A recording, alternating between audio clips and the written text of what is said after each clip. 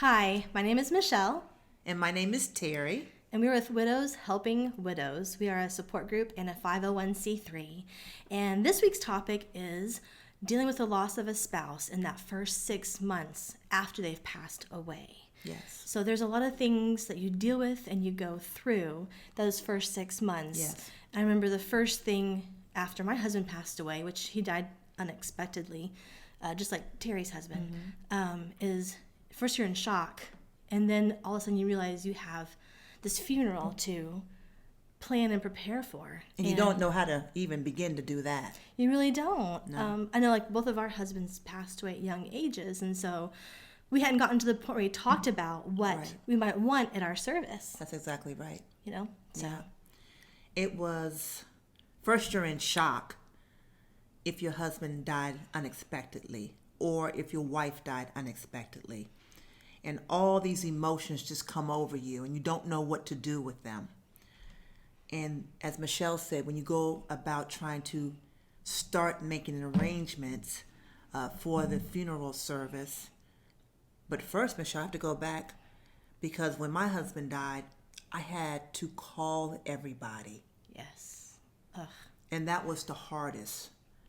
The first thing, not only call everybody, the first thing I had to do was to tell my children. And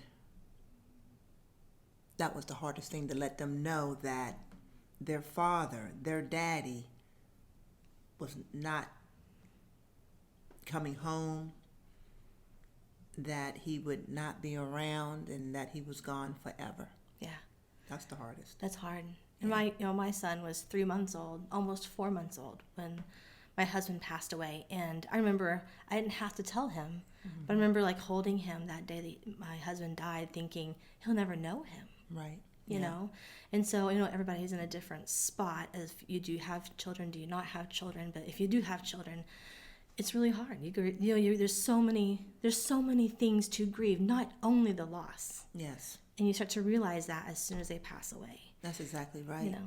And then I had to reach out to my husband's parents to let them know, his brother, all my friends and family. And when my husband died, it was homecoming weekend that was coming up within the next week. And I went to a historical black college, and homecoming is a big thing. Yeah. So the news of my husband dying, and he was in a fraternity and everything like that, it spread around very quickly. So even though I made the initial calls to family and friends, they in turn called their people that they knew, and so it was a ripple effect. But that's one of the hardest things to do within the 6 months. It is. Is to It is. tell your immediate family. Yeah, and that's the first day or two. Really. That's exactly And right. it's really nice if you have someone that you rely on and you can trust to help you make those phone calls. That's really helpful. I did. Thank God. So my parents helped call. Like, my parents were there when my husband passed away in the hospital, and so I had them to help me call. But you still have to make those phone calls yourself. Yeah. And Yeah.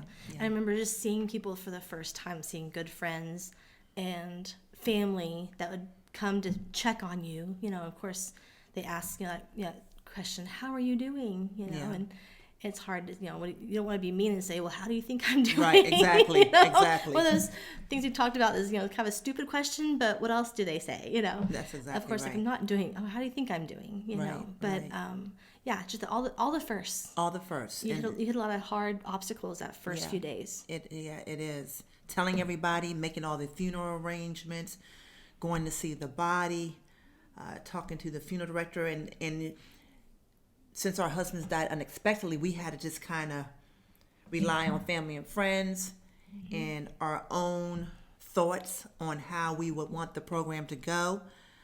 Unlike some of the members that we have had in our group, they were able to talk to their spouses and partners and wives and husbands and talk about what they wanted, and was able to get what they wanted done. And that's we're going to talk about that topic soon too, like losing someone unexpectedly versus losing someone who maybe has had a long-term illness like cancer.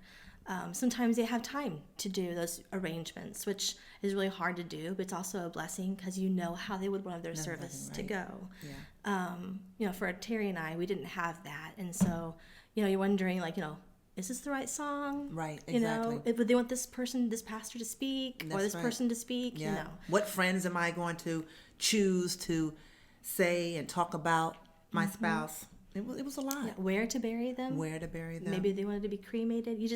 There's a lot of unknowns. A lot of unknowns. So, but one thing I think you have to think of too is, in the grand scheme of things, I got kind of caught up in what he had wanted this, and I got nervous and stressed out about it. But I thought, you know what, he would have been okay with whatever I chose. Yeah, that's right. Yeah. It's one of those times where it's stressful, but you do the best you can. That's exactly right. With what you're given. That's exactly right. So, yeah.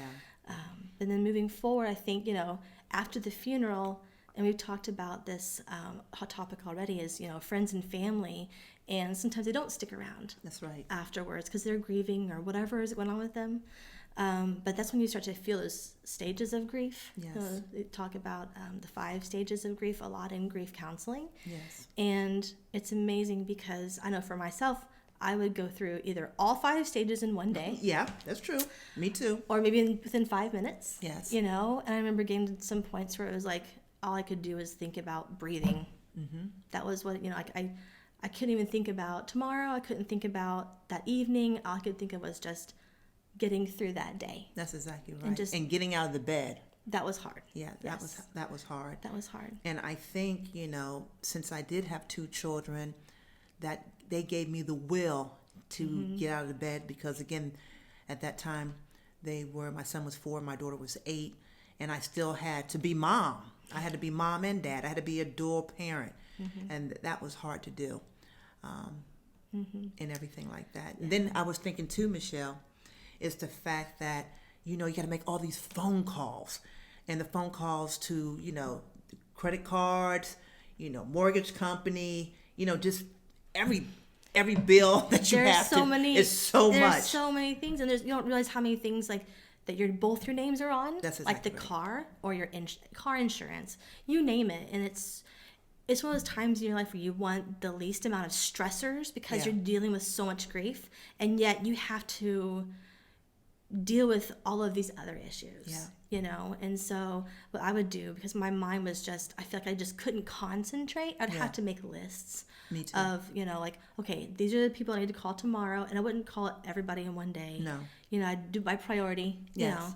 But it was hard. There's so many things to do, especially in those first few weeks. Yes. And then, I remember, I guess it was a few weeks after the funeral, getting the death certificates in the mail. Oh my gosh, yes, I remember. And I feel like that was a punch in the face. Oh, that was a punch in the face. It makes it real. It makes it real because then I had to put that in the file with his birth certificate. Yes. And it was like, this is it. This is like his whole little life in this little file. Like, here's his birth, and here's his death, and here's his social security card and his driver's license. Like, his whole little life right in this one area. And it's hard. It's hard. And my husband was cremated. And the day that I had to go and pick up that urn, and this wonderful man is now in an urn, and he just ashes. It's hard. It's hard. And I put him on top of the fireplace and everything, and it's hard. It's hard. It is hard. I remember when because we buried my husband, and I remember going to pick out the plots, the cemetery, and then picking out the gravestone and realizing they're asking me, well, do you want to have a double headstone? And we were in our mid-20s when he passed away, and so everybody said, no, Michelle, just get his headstone and then get a plot next to his. But in my heart and in my mind, I'm like, I can't do that. Like, I have to have a place for me next to him, because I don't know what's going to happen. I didn't know if am I going to get remarried or not, and I knew we had a son together, so I went ahead and bought a double headstone and 2 spots side by side. I never knew that, Michelle. You didn't know that? No, I didn't know know until that. they're 15 years. You always learn something new. Always something new. So I have a spot still in San Antonio. My name's not on the headstone, but there's a place for me. But I am remarried now, so I would be buried with my current husband. Right. But at the time, there's all these hard decisions to make, and you don't know what's right or wrong, and you realize you just do the best with the knowledge you have and what you feel like. For me, I prayed about it, and I felt like that was peaceful for me. Right. You know, I wouldn't have been as peaceful if I hadn't done that. That's exactly right. But somebody else might be the opposite, and that's okay. Yeah, it's okay. You know? Right. So.